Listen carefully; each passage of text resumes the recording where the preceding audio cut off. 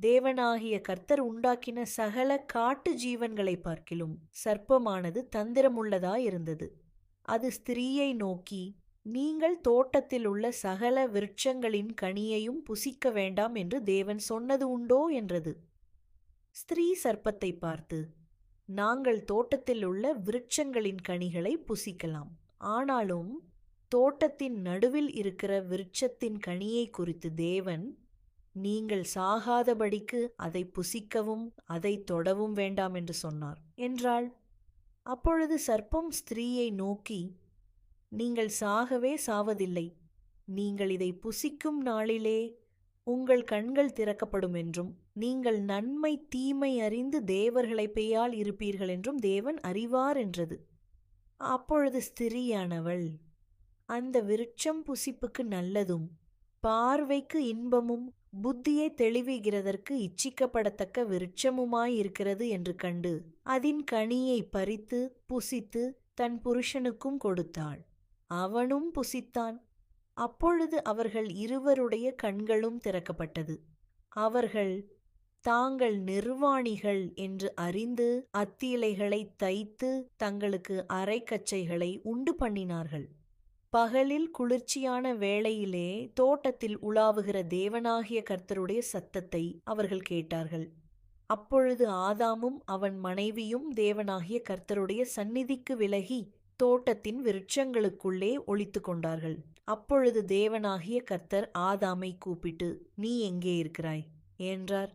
அதற்கு அவன், நான் தேவரீருடைய சத்தத்தை தோட்டத்திலே கேட்டு நான் நிர்வாணியாயிருப்பதினால் பயந்து ஒளித்து கொண்டேன் என்றான். அப்பொழுது அவர், நீ நிர்வாணி என்று உனக்கு அறிவித்தவன் யார்? புசிக்க வேண்டாம் என்று நான் உனக்கு விலக்கின விருட்சத்தின் கனியை புசித்தாயோ என்றார். அதற்கு ஆதாம், என்னுடனே இருக்கும்படி தேவரீர் தந்த ஸ்திரீயானவள் அவ்விருட்சத்தின் கனியை எனக்கு கொடுத்தாள், நான் புசித்தேன் என்றான். அப்பொழுது தேவனாகிய கர்த்தர் ஸ்திரீயை நோக்கி, நீ இப்படி செய்தது என்ன என்றார். ஸ்திரீயானவள், சர்ப்பம் என்னை வஞ்சித்தது, நான் புசித்தேன் என்றாள். அப்பொழுது தேவனாகிய கர்த்தர் சர்ப்பத்தை பார்த்து, நீ இதை செய்தபடியால் சகல நாட்டு மிருகங்களிலும் சகல காட்டு மிருகங்களிலும் சபிக்கப்பட்டிருப்பாய். நீ உன் வயிற்றினால் நகர்ந்து உயிரோடு இருக்கும் நாளெல்லாம் மண்ணை தின்பாய். உனக்கும் ஸ்திரீக்கும் உன் வித்துக்கும் அவள் வித்துக்கும் பகை உண்டாக்குவேன். அவர் உன் தலையை நசுக்குவார், நீ அவர் குதிங்காலை நசுக்குவாய் என்றார். அவர் ஸ்திரீயை நோக்கி, நீ கர்ப்பவதியாயிருக்கும்பேயாது உன் வேதனையை மிகவும் பெருக பண்ணுவேன். வேதனையோடே பிள்ளை பெறுவாய். உன் ஆசை உன் புருஷனை பற்றியிருக்கும், அவன் உன்னை ஆண்டு கொள்ளுவான் என்றார்.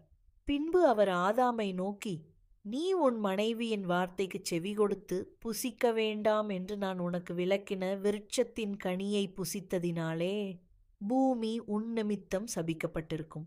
நீ உயிரோடு இருக்கும் நாளெல்லாம் வருத்தத்தோடே அதன் பலனை புசிப்பாய். அது உனக்கு முள்ளும் குறுக்கும் முளைப்பிக்கும். வெளியின் பயிர் வகைகளை புசிப்பாய். நீ பூமியிலிருந்து எடுக்கப்பட்டபடியால் நீ பூமிக்கு திரும்ப மட்டும் உன் முகத்தின் வேர்வையால் ஆகாரம் புசிப்பாய். நீ மண்ணாயிருக்கிறாய், மண்ணுக்கு திரும்புவாய் என்றார். ஆதாம் தன் மனைவிக்கு ஏவாள் என்று பெயரிட்டான். ஏனெனில் அவள் ஜீவனுள்ளோருக்கெல்லாம் தாயானவள். தேவனாகிய கர்த்தர் ஆதாமுக்கும் அவன் மனைவிக்கும் தோல் உடைகளை உண்டாக்கி அவர்களுக்கு உடுத்தினார். பின்பு தேவனாகிய கர்த்தர், இதோ மனுஷன் நன்மை தீமை அறியத்தக்கவனாய் நம்மில் ஒருவரை பேயால் ஆனான்.